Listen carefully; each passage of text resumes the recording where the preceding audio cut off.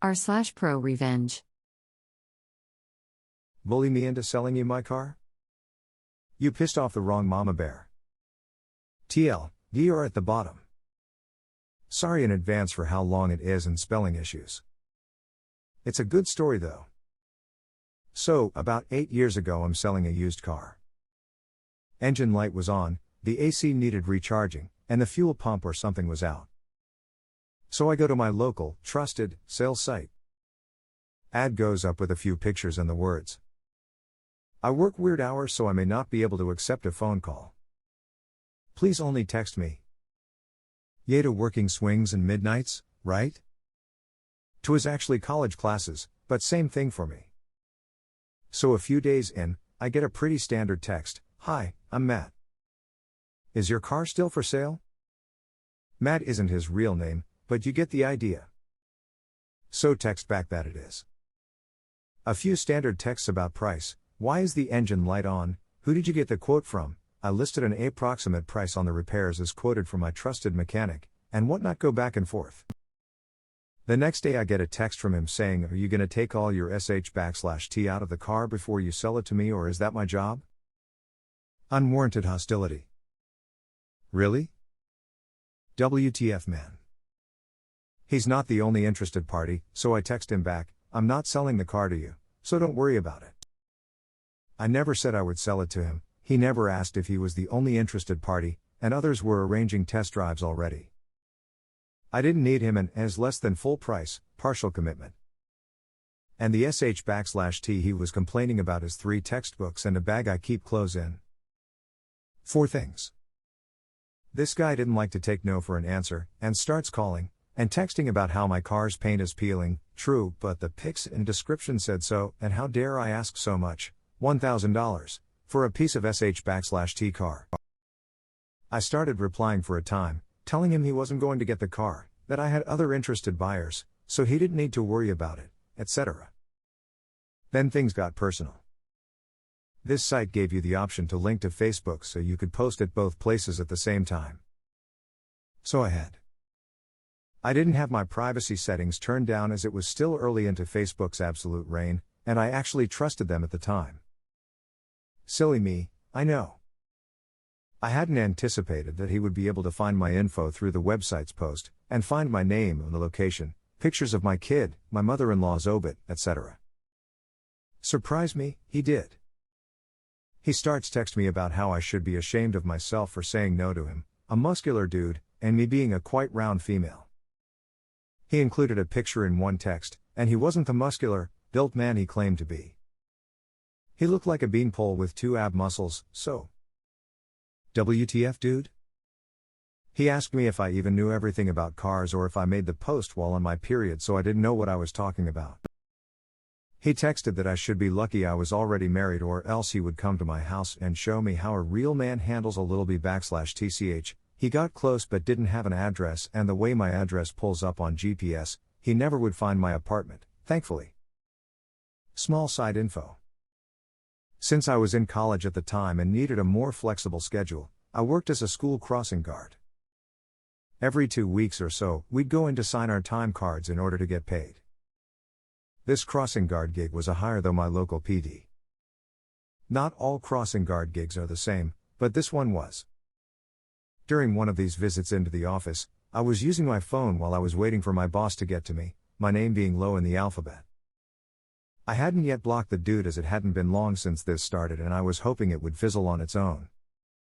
I didn't check my phone in class, choosing to turn it off to avoid it egging on it the entire day, and I was often flooded with several hours of texts all at once. What I saw on my phone drove me over the cliff. He started texting about pictures I had posted on Facebook about my 8 or 7-year-old son. He had just majorly crossed the line. The cleanest version of his texts included things like your kid is just as ugly as you are. I hope you don't plan on him leaving home to get a wife anytime soon. And how a smudge of dirt on his face from a day at the zoo looked like I beat him. I didn't sell you a car and you're taking out your rage by threatening to r/p me and accusing me of beating my kid? OH/LL no. Apparently, I was loud when I said what I did, because my boss stepped right over to me next and asked what was wrong. Great person. 10 tenths. Would boss again. I told her that I was getting this abusive texts from a rando that tried to buy my car. I told her I was about to erase the texts and block him, but she's like, no, wait, don't do that. Let me see your phone.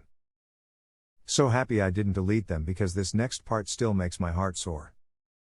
I offer and she takes my phone, reading all the sick and vile things he texted to me. She tells me to wait until she's cleared the lobby of the other crossing guards, so I do. She then tells me to follow her behind the security doors at the PD station, still having my phone. I don't know what's happening, but I liked and trusted her, so I do. I follow her back to her office where she works on her computer, referring my phone on occasion. She asks if all I have is the phone number or if I got his name too. I tell her I only got a first name, and scroll to the text where he introduced himself. And semi-uncomfortable amount of time later, she hands back my phone. Something to mention, my boss isn't just administrative. I didn't know it at the time, but she's a full-on lieutenant in the local PD. She came up the ranks from patrol, moving to a position where she exclusively investigated child/elder/disabled abuse complaints before moving into her current desk position. Needless to say, she didn't take people threatening harm to kids lightly. Because I hadn't blocked the number, I still had the text messages with the dude's name, and she had used it to cross-search him and the phone number. Long story short, she knew exactly who he was. She says not to worry, but don't delete or respond to his texts anymore. She had it. If it got worse, I should call her or 911 as appropriate right away. Unconcerned and happy she had the situation in hand, I leave and go to class. When I'm back to the office to sign my next time card 2 weeks later, I had several unread texts from the guy. I had filtered them so I didn't see them pop up and hadn't read them. I had sold the car for full asking price, and all but forgotten the entire situation.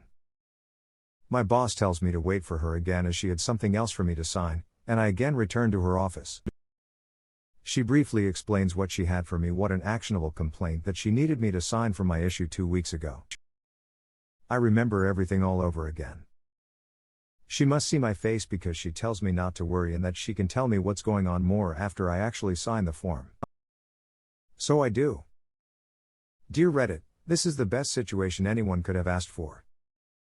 The phone number tied to many people as the provider was known for cheap cell service for those that were desperate for a way to contact people/services/employment. But with the name Matt, again, fake name, she was able to find out who was messing with me. She then got a driver's license, which led to address, which led to a police report for possible domestic violence. Fall down the rabbit hole some more, and you find out that this dude had 5 kids by 4 women, and he was in arrears on his child support to them all. Hadn't been paying for 10 plus years, and it was in the neighborhood of 30-50K, if memory serves. But he somehow, just 2 weeks ago, requested a title transfer for a new to him, quite fancy old car. I don't remember the kind, but think high-end car show and massive insurance premiums. Being so far in arrears meant that my boss was able to place a seizure order on the car so it could be sold to pay back the child support. One of the baby mamas live in a state where fleeing child support meant you could have a warrant issued for your arrest.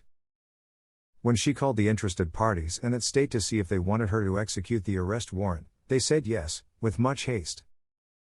That was a funny turn of phrase, so I always remembered it. One conversation later, and my boss was able to determine that he was using the brother's social security number on his employment forms to avoid child support garnishments. This is all sorts of illegal, so she notified the guy's HR department so it could be corrected. They informed her he would be fired for fraudulently submitting false documents. She then told me that about 4 days ago, she had executed the warrant on the dude for felony child abandonment, and that the state he was to be held for was already en route to pick him up. It carried a 8 to 12 year sentence, and he still had to pay his back child support. I could have dealt with the comment, I could have dealt with the not taking no for an answer, even dealt with the cyber stalking. A little. But, when your twisted mind okays you to bring my kid into the picture, you done crossed the line. If you would have stopped it no, you wouldn't be in jail right now. TL, DR, guy trying to buy my car makes a rude comment to me so I won't sell to him. He can't take no for an answer, So he cyberstalks me and threatens my young child.